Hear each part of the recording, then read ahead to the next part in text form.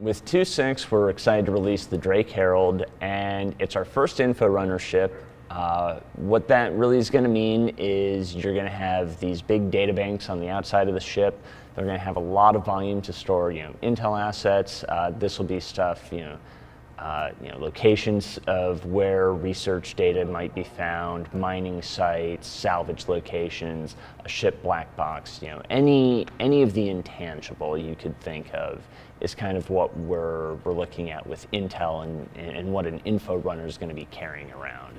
So one thing when flying around in the Herald that players are going to notice is that the ship is really, really fast. It has, I think, the biggest engines per mass on a ship so far. So if anybody knows what a funny car is or a dragster, it's very dragster.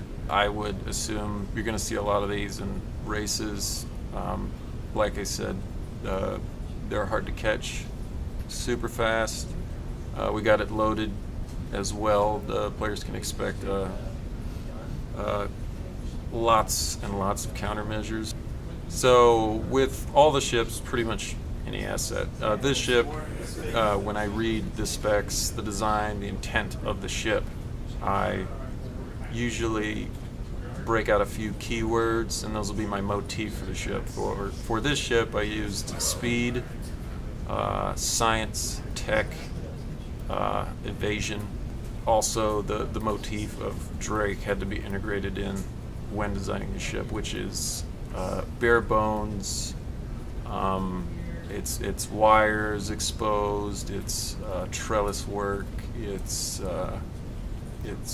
not as fancy as some of your other branded ships. Some of the redesign was in part to make sure that we could get everything built to like the metric standards that we need for how big guns are, how big components are, how much space a player needs to actually walk in and through the ship. One thing that always looks great in a lot of sci-fi movies are these nice, creepy, crammed corridors, but unfortunately with a lot of game logic, it's like, well, no, we've got to make a little bit more space so your average standing guy can get through and move around stuff. And so you can definitely see that with the interior of the Herald, where just the comm station in the back, the seat for that's going to slide you in and out as you're using the station to optimize the space as much as possible. But then also some of that back wall area was restructured a bit to open up enough room to make sure that even if that seat's extended and someone's getting out of it, another player or an NPC can walk behind that seat cleanly without having to clip into the walls or bounce all over the place. When we start the design process for the vehicle destruction system, we come in and I will talk with art and design, and we will sort of work out in 2D and 3D how to tear apart the ship. So to start that, I would say, for example, I would look under the model. Now, damage comes in sort of layers, right? It's a bunch of different features that work together. There is the exterior hull of the ship. Underneath the exterior hull of the ship, there is an underlying sort of damaged skin and gubbins. Now, the reason we have this is because now we've added a damage shader that you've probably seen that creates a sort of warping metal sort of effect, and you can punch through and you can see through the ship. That consists of the outer shell, the underlying gubbins, and the actual geometry. Now, all these need to sort of blend together at the end of the day, so part of my process is to check for all the different parts of geometry. I want to check for what are called UVs. UVs are what the texture is placed on. That creates the actual visual of the asset. And then we also have another layer called UV2s, and these are what the damage shader actually works on. We can see that in the editor here over in the top left corner. These would be the UV2s. This is what the damage map shader is actually applied to. So when I shoot the ship, there will be ripples and distortion and metal bending.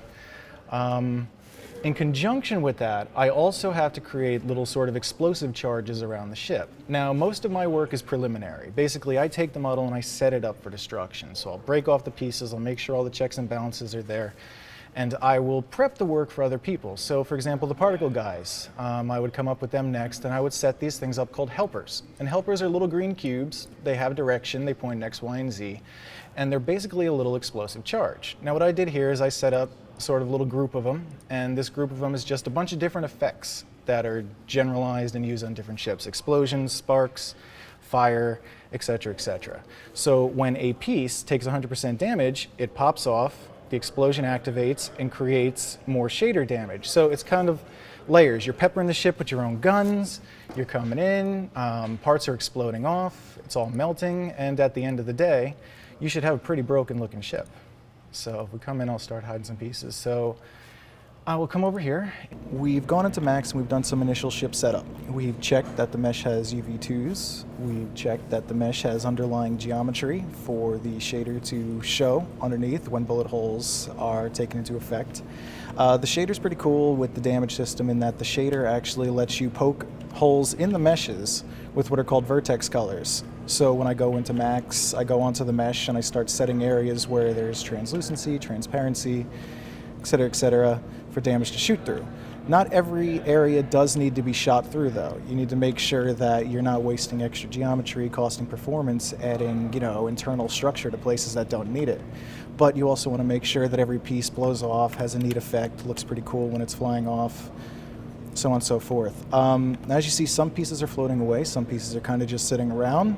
Those are called vectors, and those are little force pushes that are set in the XML. That tells the piece how hard it should fly off the ship and in what direction. As I come in, I just keep going around the ship looking for areas that are not working correctly. So this area, for example, is working correctly. We see we are getting bullet holes. The procedural system is working, UV2s are working, so on and so forth. But an area that I know it doesn't really work is up here. If we take a look, we see we're kind of getting a bullet hole, but nothing really going on there. Well, that means I have to go back into Max and kind of figure out why. Maybe reproject the UV2s, so on and so forth. Like I was saying, testing different weapon types, seeing how they affect the damage, testing different lighting conditions, making sure all the pieces blow off, all that fun stuff. But pretty much, in closing, that's how we put together some of the damage. It's a mix between 3D Studio Max, XML, and the CryEngine.